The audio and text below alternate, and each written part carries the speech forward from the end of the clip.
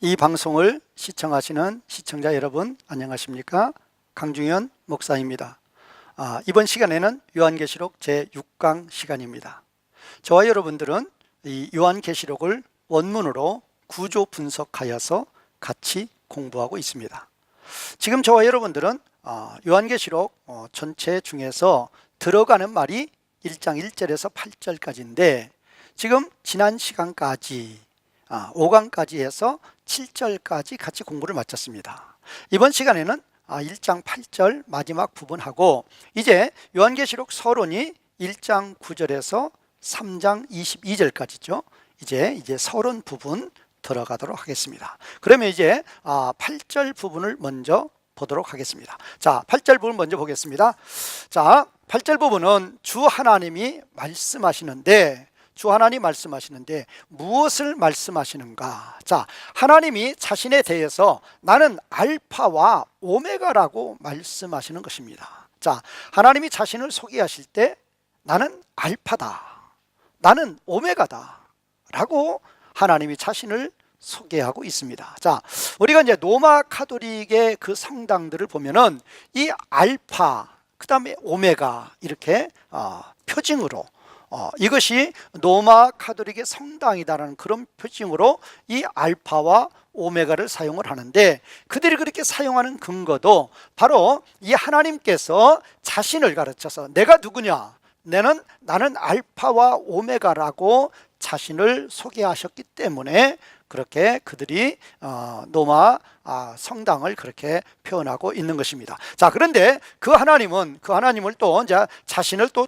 두 가지로 또 표현하고 있죠. 자신은 계시는 분, 자신은 있었던 분, 그리고 오실 분이다. 요 부분에 대해서는 지난 시간에 이렇게 설명을 해드렸기 때문에 이번 시간은 그대로 넘어가도록 하겠습니다. 또 하나님은 자신을 전능하신 분이다. 우리 하나님은 전지전능하신 분이죠. 그래서 하나님은 자신을 이렇게 표현을 하고 있는데 이 8절에서 가장 중요한 것은 우리 같이 공부해 볼 것은 이 하나님께서 자신을 알파와 오메가로 소개하고 있다. 자, 하나님이 자신을 알파와 오메가. 두 번째는 계시는 분, 계셨던 분, 장차 오실 분. 세 번째는 전능하신 분. 이렇게 소개하고 있는데 우리가 이제 신학적으로 이 두 번째 부분에 대해서는 전번에 제가 설명을 드렸고 오늘은 이 첫 번째 부분 하나님이 자신을 알파와 오메가라고 말씀하시는데 이 알파와 오메가라고 말씀하시는 그 의미가 무엇인가? 어떤 의미로 알파와 오메가라고 말씀하시는 것인가? 물론 이 알파와 오메가라는 것은 헬라어에서 첫 단어가 알파고 마지막 단어가 오메가죠. 그래서 이제 헬라어의 첫 단어를 가르쳐서 알파, 마지막 단어를 가르쳐서 오메가인데 하나님은 그 헬라어의 첫 단어, 마지막 단어를 가르쳐서 자신이 알파와 오메가라고 그렇게 말씀하신다는 것입니다. 그런데 또 이제 다른 곳에서 보면은 계시록 21장 6절에서 보면은 계시록 21장 6절에서 보면은 하나님이 자신을 말씀을 하실 때 나는 여기서는 알파와 오메가라고만 말씀을 하셨는데 이 21장 6절에서는 알파와 오메가에다가 처음과 마지막이다 그렇게 표현을 했어요. 알파와 오메가는 물론 있고 여기서는 알파와 오메가 말씀하셨고 이 22장 6절 이 계시록입니다. 계시록 21장 6절에서는 하나님이 자신을 알파와 오메가고 그 다음에 처음과 마지막이다. 그런데 이 처음과 마지막을 우리말 번역에서 이렇게 약간의 좀 혼동이 있으니까 제가 원문으로 먼저 보도록 하겠습니다.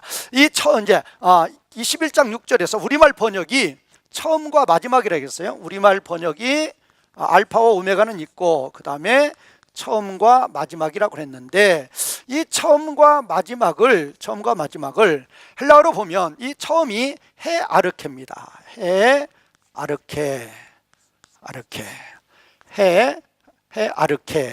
이 해 아르케인데 그 다음에 이 마지막은 토텔로스입니다. 토텔로스. 자, 그러면 이 처음은 지금 해 아르케, 마지막은 토텔로스라고 이렇게 하나님이 자신을 알파와 알파와 오메가고 또 자신이 또 처음과 마지막인데 처음과 마지막을 번역을 헬라어 원문에서는 헤 아르케 토 텔로스 이렇게 됩니다. 그런데 아버지 하나님만 이렇게 말씀하신 게 아니고 예수 그리스도, 이 예수 그리스도께서도 자신을 가르쳐서 이렇게 말씀하셨다는 것입니다. 자, 1장 17절에 보면은 예수 그리스도가 자신을 우리말 번역이에요. 그래 제가 이거를 우리말 번역에 예수 그리스도 자신을 처음과 마지막이라고 그랬어요. 처음과 마지막. 그런데 우리말 번역에서는 지금 아버지 하나님이 자신을 처음과 마지막이라고 계시록 21장 6절에 얘기했고 예수 그리스도가 자신을 1장 17절에서 계시록입니다. 계시록 1장 17절에서 처음과 마지막으로 이렇게 말씀하셨는데 이게 원문에서는 이 단어가 같은 단어가 아니에요. 이걸 조금 구분할 필요가 있죠. 자, 여기서 1장 17절에서 이 처음이라는 것은 처음과 마지막 했는데 이 처음과 마지막 할 때 이 처음은 호 프로토스죠. 호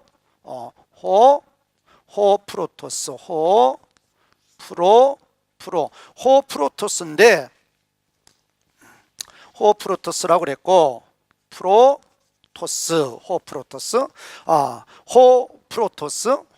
그 다음에 이 마지막은 그 다음에 에스카토스입니다.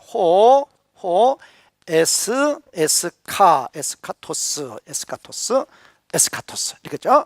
그러면 지금 처음은 호 프로토스, 그 다음에 마지막은 호 에스카토스. 그러니까 지금 우리말 번역에서는 계시록 21장 6절에서 아버지 하나님께서, 이건 아버지 하나님이죠, 자신을 헤 아르케 토 텔로스라고 그랬는데 이거를 지금 계시록 1장 17절에 예수 그리스도가 자신을 처음과 마지막으로 했을 때 이거 똑같이 이렇게 나왔어요. 호 프로토스, 호 에스카토스. 그러니까 우리말 번역은 같은데 헬라어에서는 다르죠. 여기 계시록 21장 6절에서는 헤 아르케, 그 다음에 토 텔로스, 여기서 1장 17절에서는 호 프로토스, 호 에스카토스.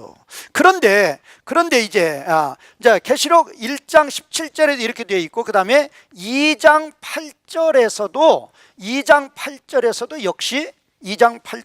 역시 처음과 마지막이라고 예수 그리스도를 2장 8절에서 예수 그리스도를 처음과 마지막으로 이렇게 이야기를 하고 있습니다. 그런데 이제 22장 13절에서는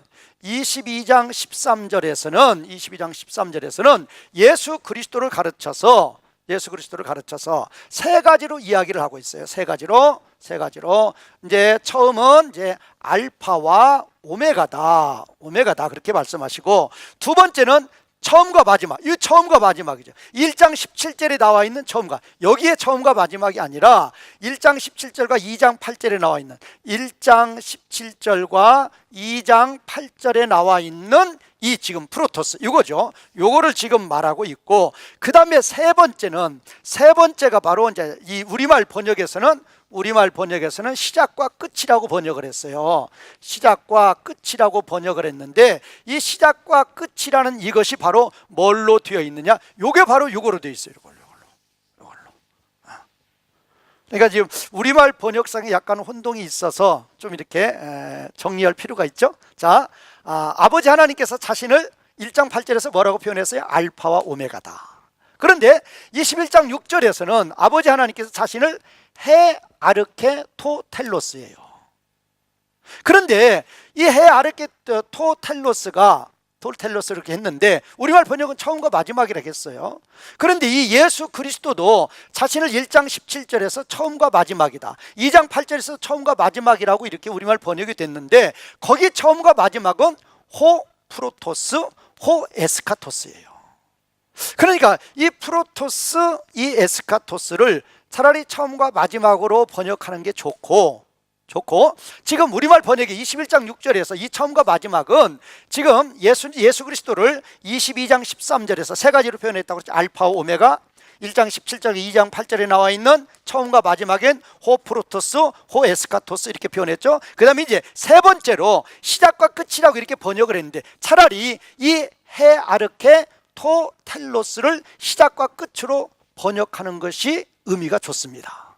그래서 제 의견 같으면 이 계시록 21장 6절에 아버지 하나님을 칭할 때에도 여기하고 통일을 기하기 위해서는 이거를 처음과 마지막으로 볼 것이 아니라 시작과 끝으로 보면은, 이거를 처음과 마지막으로 번역할 것이 아니라 시작과 끝으로 이렇게 보시면 통일성이 있지 않을까, 그렇게 보는 거예요. 자, 그럼 원문에서 보겠습니다. 원문에서는 아버지 하나님이 자신을 가르쳐서 알파와 오메가, 그 다음에 또 어떻게 표현했어요?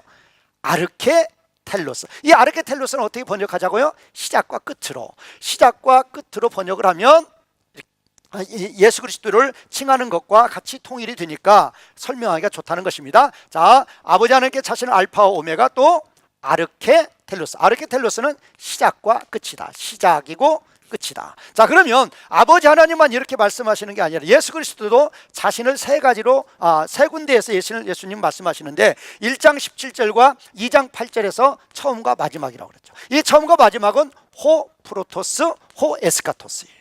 자, 그러면 22장 13절에서는 알파 오메가, 처음과 마지막이죠. 처음과 마지막, 호 프로토스, 호 에스카토스를 말씀하시고, 이제 세 번째로 시작과 끝이라고 했는데, 이 시작과 끝은 아버지 하나님께서 말씀하시는 21장 6절에 아르케텔로스로 이렇게 표현이 된다는 것입니다. 자, 그러면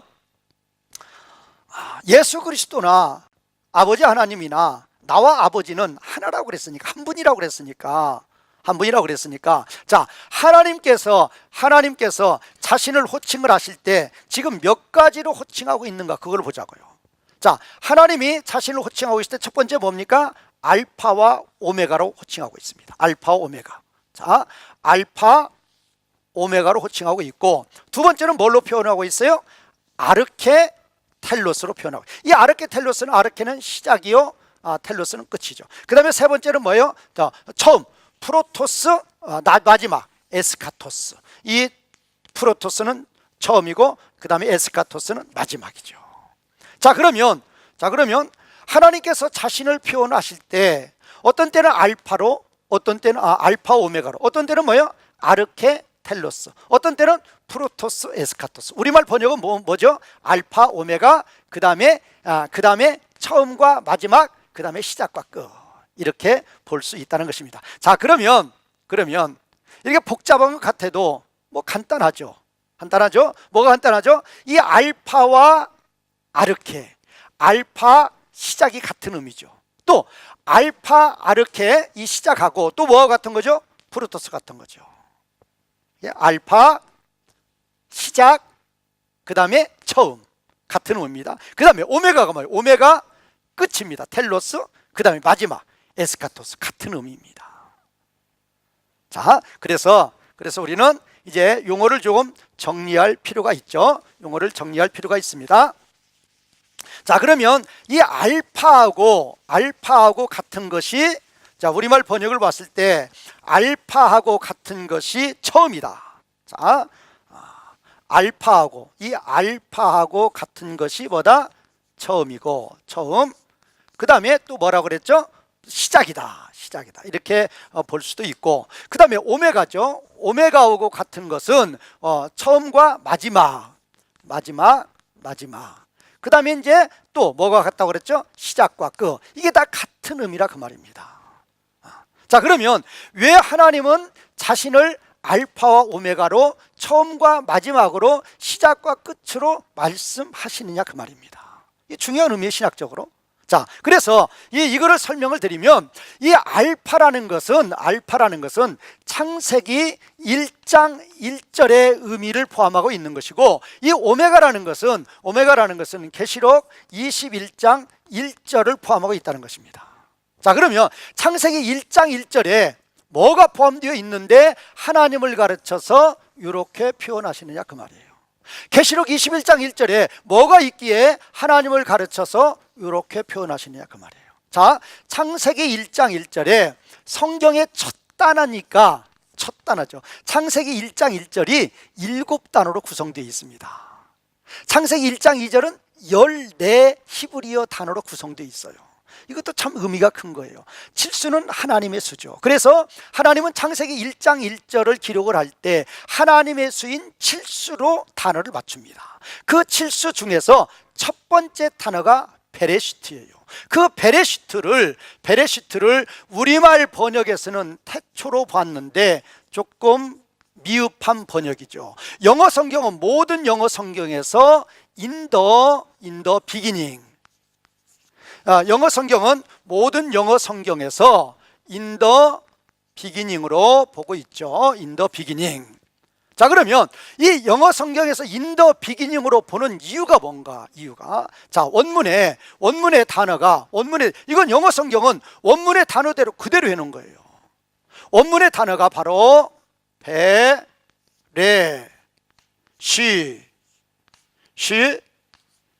이거입니다. 베레시트. 자, 베레시트. 이 베레시트, 이 레시트라는 레시트라는 의미가 이게 비긴입니다. 비긴, 시작. 레시트의 의미가 비긴, 시작이고, 이 배의 의미가 인더의 인. 그래서 시작입니다. 시작에. 자, 그 시작에가 뭔가? 자, 원문에 창세기 1장 1절에 처음에 단어가 뭐라고요? 베레시트입니다. 이거를 영어로 번역하면 in the beginning입니다. 자, 레시트가 비긴의 의미고, 이 베라는 의미가 인의 의미니까 in the beginning으로. 그런데 우리말 번역은 태초로 해서 상당히 좀 미흡한 번역이죠. 원문의 의미를 알기에는 좀 더 미흡한 번역입니다. 시작입니다. 자, 그러면 그 시작에가 바로 뭡니까? 알파입니다. 처음입니다. 시작입니다. 하나님 자신이 무슨 알파고 처음이고 시작이라는 의미가 아니고 하나님 자신의 사역을 말씀하시는 것입니다. 하나님은 만물 창조를 하실 때에 시작으로, 알파 처음 시작으로서 만물 창조를 하시고 그걸로 완성이 되는 것이 아니라, 완성은 계시록 21장 1절에서 뭘로 완성이 됩니까? 계시록 21장 1절에서 뭘로 완성이 됩니까? 새 하늘과 새 땅으로 완성이 된다는 것입니다. 이게 중요하죠. 그래서 하나님이 자신을 알파와 오메가로 말씀하시는 이유가 뭐예요? 하나님은 창조를 시작하실 때에 시작으로 시작하셨다, 그 말입니다. 의미가 좀 이상한 것 같아도 하나님은 만물을 창조하실 때 완성품으로 창조하지 않으신다, 그 말이에요. 왜? 창세기 3장에 뭐가 나오죠? 아담 범죄가 나옵니다. 아담 범죄 이유가 뭐죠? 만물이 하나님의 창조의 목적에 정반대로 사용이 됩니다. 하나님이 만물을 창조하신 목적은 무엇입니까? 우리 사람들을 창조한 목적이 무엇입니까? 하나님의 영광을 위해서 창조한 자들입니다. 하나님의 영광을 위해서 우리 사람들을 창조했고 하나님의 찬송을 위해서 우리 사람들을 창조했는데, 아담 범죄 이후에는 하나님께 영광 돌리고 하나님을 찬양 드리는 게 아니라 사탄을 숭배하고 사탄의 종로로 탑니다. 만물이 완전히 창조의 목적과는 그릇된 상태로 가고 있습니다. 이런 창조의 상태를 그대로 내버려 둘 수는 없죠. 그 바로 예수 그리스도를 통해서, 예수 그리스도의 초림과 재림을 통해서 창조의 목적대로 만물을 성취하는 것, 그것이 바로 무엇입니까? 계시록 21장 1절의 새하늘과 새 땅입니다. 이 새하늘과 새 땅의 의미는 어떤 의미가 있습니까? 만물이 아담 범죄 이후에 하나님을 경배해야 되는 그 창조의 목적에서 벗어났습니다. 그거를 하나님의 창조의 상태로, 이 시작의 상태로 회복하는 것입니다. 완전히 회복된 것, 만물이, 모든 사람들이 하나님께 경배합니다. 모든 사람들의 존재의 목적과 이유가 하나님께 경배하는 것으로 되어 있습니다. 그것이 바로 뭐죠? 그게 바로 새하늘과 새 땅입니다. 그래서 하나님은 창세기 1장 1절에서 만물을 창조를 시작을 하셨지만 그 시작은 완성이 아니라는 것입니다.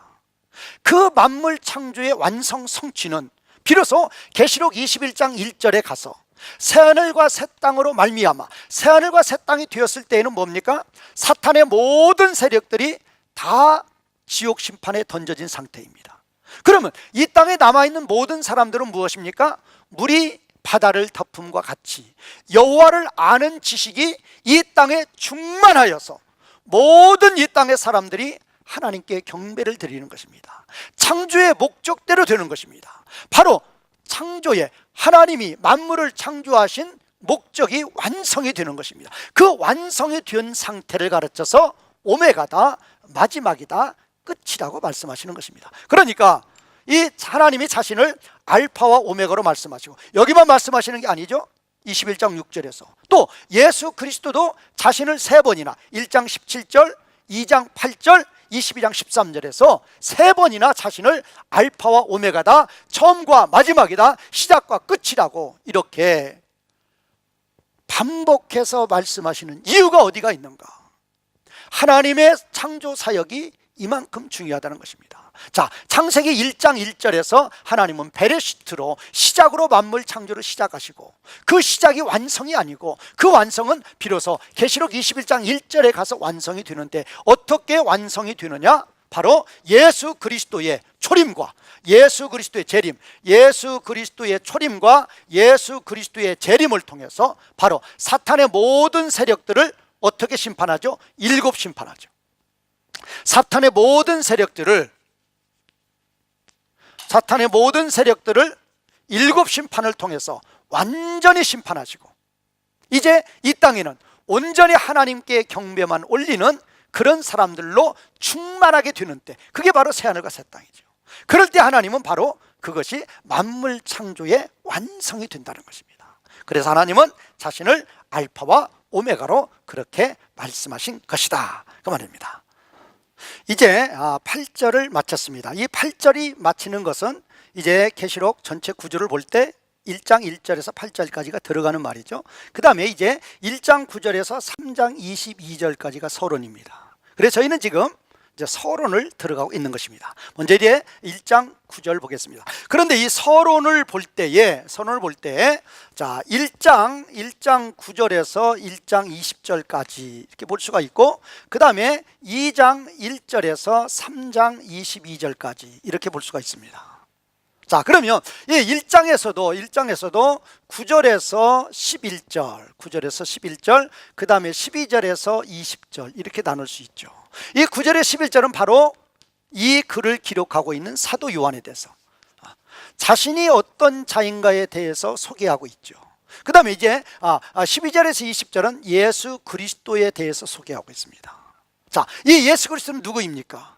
바로 예수님의 초림과 재림을 통해서 하나님 나라의 사역을 하시는 분입니다. 하나님 나라 사역이라는 것은 하나님의 모든 백성들을, 창세전의 생명책에 기록된 하나님의 모든 백성들을 성령 하나님을 통해서 구원시키시고, 또 사탄의 모든 세력을 심판하셔서 이 만물이 하나님의 창조의 목적대로 이제 서게 되는 것입니다.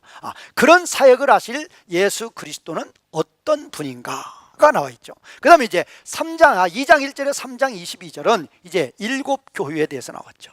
이 7 교회는 뭐 실제로 1세기 당시에 소아시아에 있었던 그런 7 교회지만, 영적인 의미는 하나님께서 완전수니까 모든 교회를 가르칠 때 7 교회다 이렇게 표현하고 있습니다. 그래서 이제 우선 이제 9절에 11절까지가 사도 요한이죠. 사도 요한에 대해서 먼저 보고, 그 다음에 12절 20절까지 예수 그리스도에 대해서 이제 보도록 하겠습니다. 자, 9절을 화면을 먼저 이렇게 보도록 하겠습니다. 자, 지금 이 9절의 문장도 지금 여기까지가 주어입니다. 자, 여기까지가 주어고 이게 지금 동사죠, 동사. 그 다음에 지금 이 문장은 디아라는 전치사로 이끄는 전치사구입니다. 그래서 전치사구는 동사로 수식하는 거죠. 그래서 전치사구가 동사 밑에 놓여 있는 것입니다. 자, 다시 한번요. 자, 여기까지가 주어입니다. 뭐를? 이 요한이라는 주어를 수식하는 거죠. 여기까지가 주어고, 그 다음에 동사가 있었다, 이게 동사고, 그 다음에 이제 이 디아라는, 여기는 지금 전치사 구로서 이 동사를 수식하고 있는 것이죠. 자, 그러면 먼저 주어부터 보겠습니다. 주어. 자, 요한이 어떤 자인가? 요한은 자기 자신을 두 가지로 소개하고 있습니다. 자, 요한은 자기 자신을 너희의 형제다, 너희의 형제. 자, 요한은 하나님께 대해서는, 하나님과의 관계에 있어서는 자신을 종이라고 표현합니다. 사도인데 하나님과의 관계에 있어서는 자신을 종이라고 표현하고, 저는 하나님의 종입니다. 자, 사도임에도 불구하고, 자, 이런 일반 성도들에 대해서는 뭐라고 표현하고 있어요? 형제다. 이 형제라는 개념은 공동체 개념이죠. 우리라는 개념이죠. 모든 것이 어떠한 위에서 섬김을 받는 자가 아니라 모든 것이 다 동일한 것으로서 섬기는 어떤 의미로 지금 너의 형제다. 그거를 지금, 그러면 형제는 형제인데 어떤 형제냐? 지금 이 싱이라고 나와 있는 이것이 함께입니다. 함께. 그래서 제가 번역을 할 때 함께 친교하는 자, 이 코이노스가 교제, 친교죠. 그리스도 안에서 함께, 세상적인 어떠한 신분으로 사귀는 게 아니라 그리스도 안에서, 성령 안에서 하나님 나라 사역을 위해서 같이 이렇게 교제하는 것입니다. 같이 사역하는 것입니다. 그런데 이 함께 교제 사역하다인데 그거를 지금 이 전치사 구가 수식하고 있다는 것입니다. 자, 이 전치사가 어떤 거죠? 환난과 나라와 참음에 함께 사역하는 자, 함께 봉사하는 자. 자, 보세요. 지금 요한이 자기 자신을 표현할 때 특별히 또 이 에고라는 단어를 쓰죠. 지금 이 에고라는 단어도 지금 요한이 지금 자신을 지금 가르칠 때 지금 에고라는 이 나 요한이라고 쓰는 이유가 특별히 자신을 강조하는 이유가 있습니다. 이 자신을 강조하는 이유는 바로 어디에 있는가 하면은 요한 혼자 홀로 이 계시록의 계시를 받았다, 그런 의미로 지금 나를 강조하고 있습니다. 자, 그러면 이 나 요한은 어떤 자인가? 지금 원래는 호 아델포스 호 싱 코이노스, 코이노노스라고 이렇게 돼야 되는데 여기 관사 호가 생략이 되죠. 이유는 뭡니까? 이 바로 너희의 형제는 바로 함께 친교하는 자라. 같은 이 너희의 형제가 바로 함께 친교하는 자의 의미라는 의미로 지금 관사 하나만 쓰고 있다는 것입니다. 자, 그러면 너희의 형제인데 어떤 형제냐? 함께 봉사하고 함께 교제하는 자이다. 그러면 어떻게 함께 봉사하고 함께 교제하는 자인가? 자, 환난과 나라와 참음에 있어서 함께 교제하고 함께 봉사하고 함께 거하는 자들이다. 이 함께가 중요한 거죠. 함께. 이 싱이라는 것이 함께예요. 지금 이제 이 접두사로서 원래는 이제 그러죠. 쉰. 그러면 함께입니다. 영어로 유두죠. 유두. 자, 함께 친교하는 자다. 자, 그러면 원래 이 지금 드립세이, 바실레이아, 그 다음에 슈포모네. 자, 이거 환란이죠. 그 다음에 나라죠. 그 다음에 참음이죠. 그런데 이거에 대해서도 관사가 원래는 테 드립세이, 해 바실레이아, 또 여기 관사가 다 이렇게 붙어야 되죠. 그런데 지금 관사가 앞에 하나만 이렇게 붙어 있는 이유가 뭔가? 지금 이 드립세이, 이 환란, 나라, 참음이 하나의 개념이라는 것입니다. 이런 것도 중요한 거예요. 이게 번역 성경에서는 이런 거 잡을 수 없죠. 그런데 요한이 원래 헬라어 용법 중에서 명사면 관사가 붙는 거죠. 해 바실레야 붙는 거죠. 여기도 붙는 거죠. 그런데 여기 관사 생략하는 이유가 뭐예요? 여기도 지금 원래는 여기 관사 붙고 여기도 관사 붙는 거죠. 그런데 관사 하나로 붙이는 것은 이거와 이거의 같다는 의미예요. 같다는 의미. 여기도 또 지금 태 하나만 관사로 잡는 이유가 환란, 나라, 참음이 하나의 개념이라는 거예요. 또 이 순서도 중요한 거예요. 자, 저와 여러분들이 하나님 백성이 되었습니다. 하나님 백성은 세상 나라에 사는 게 아니라 하나님 나라에 거하는 자들입니다. 세상과 짝하고 사는 게 아니라 세상과 구별된 자로서 거룩한 삶을 사는 자들입니다. 나를 위해서 사는 것이 아니라 하나님의 영광을 위해서 살아가는 자들입니다. 그런 삶을 살려 그러면 세상과 짝하지 않고 사탄에게 종노릇하지 않고 하나님만 섬기는 삶을 살아가려 그러면 우리의 삶은 환난이 오도록 되어 있다는 것입니다. 그러면 그렇게 환난이 올 때에도 우리는 하나님 나라에 거하는 자들이 되어야 한다는 것입니다. 그러면 하나님 나라에 거하려고 그러면 뭐가 있어야 돼요? 인내가 있어야 된다는 것입니다. 이 순서적이에요.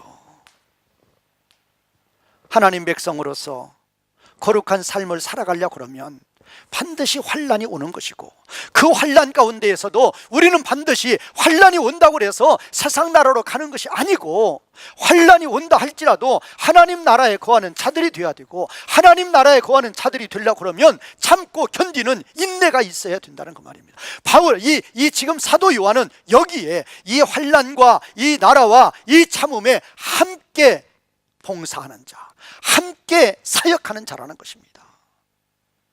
그러니까 우리는 사도 요한이 어떤 자예요? 사도입니다. 그런데도 우리하고 관계를 어떤 관계로 보는 거예요?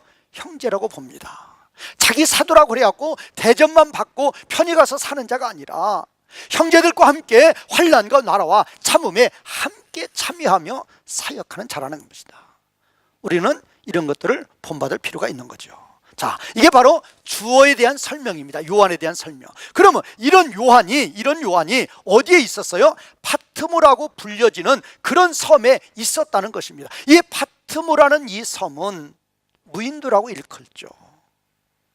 우리나라로 말하면 뭐죠? 귀양 간 거죠. 유배된 것입니다. 그러면 왜 유배가 되었는가? 이 전치사 구로서 설명하고 있습니다. 이 디아라는 것은 영어도 on the account of로 번역하고 있죠. because of로 번역하고 있습니다. 많은 영어 성경들이 뭐뭐뭐 때문에입니다. 자, 감옥에 어느 한 감방에 10명의 죄수들이 있습니다. 그러면 A라는 죄수, B라는 죄수, C라는 죄수가 다 거기 온 이유가 있습니다. 어떤 분은 도둑질하다가, 어떤 분은 사기하다가, 어떤 분은 나라에 손해를 끼치다가, 여러 가지 분명한 죄목으로 거기에 들어와 있는 것이지 어떠한 이유도 없이 거기에 있을 리가 없다 그 말이에요. 바로 사도 요한도 왜 이렇게 무인도 pat모라는 섬에 유배되어서 있느냐, 그 이유를 설명하는 것입니다. 무엇입니까? 하나님의 말씀입니다. 예수님의 증거입니다. 누구를 내가 폭행하고 어떤 물건을 도적질하고 누구를 속이고 그런 죄값으로, 그런 죄 때문에 그렇게 바트모라는 섬에 유배되어 있는 것이 아니라 하나님의 나라를 위해서, 증인의 사명을 감당하기 위해서 예수 그리스도의 증거와 하나님의 말씀 때문에 그 사역하다가, 하나님 나라 사역을 하다가 자신은 이런 pat모섬에 유배되어 있었다는 것입니다. 저와 여러분들도 이 지금 디아톤 노군 투 데우, 또 디아톤 마르티 리온 이예수, 바로 이것 때문에, 나는 이것 때문에 현재 이런 사역을 하고 있습니다 라고 요한처럼 고백하는 그러한 성도들이 될 때 얼마나 하나님 앞에서 자랑스러운 성도들이 되겠느냐는 것입니다.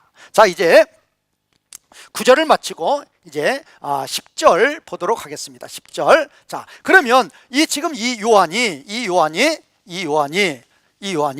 계시의 말씀을 언제 받았느냐는 것입니다. 이 계시의 말씀을 바로 10절에서 이 요한은 계시의 말씀을 받을 때에 어느 날 받았는가? 주님의 날입니다.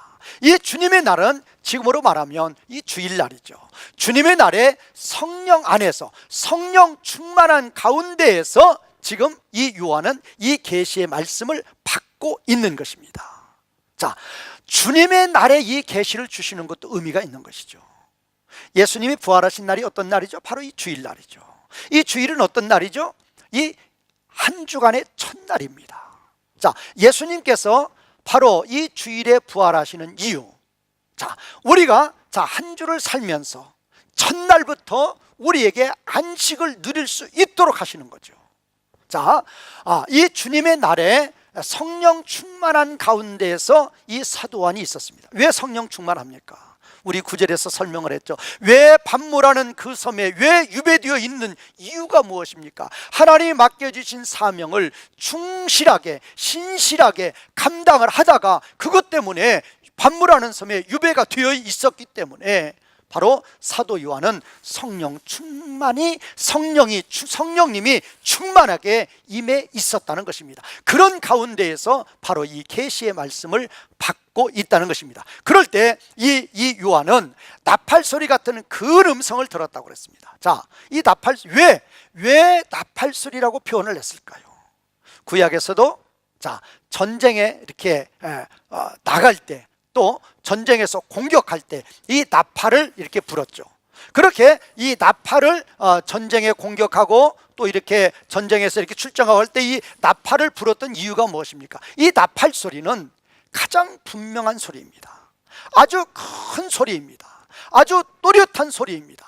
하나님 말씀은 이렇게 참으로 나팔 소리처럼 분명한 말씀이고 참으로 진리의 말씀, 영원한 말씀이기 때문에 이 계시의 말씀을 주실 때에 요한에게 나팔 소리 같은 큰 음성으로 요한이 이 계시의 말씀을 받았던 것입니다.